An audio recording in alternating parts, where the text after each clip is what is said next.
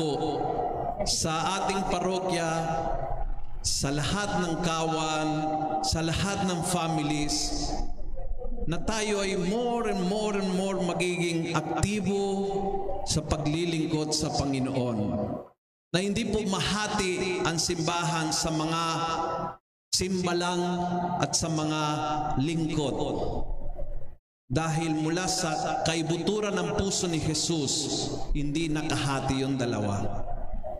Yung mga simba at lingkod sa puso ng Panginoon na iisa lang. Walang tao na hindi pwedeng pumunta. Walang tao na hindi ko kaya, hindi mo kaya, pero hindi ka nag-iisa. Kakayanin mo sa tulong at awa ng Panginoon. Kakayanin mo ang paglilingkod. I think lahat tayo na naglilingkod nakaranas po ito. Pag tinawag ka ng Diyos, bibigyan ka ng lakas.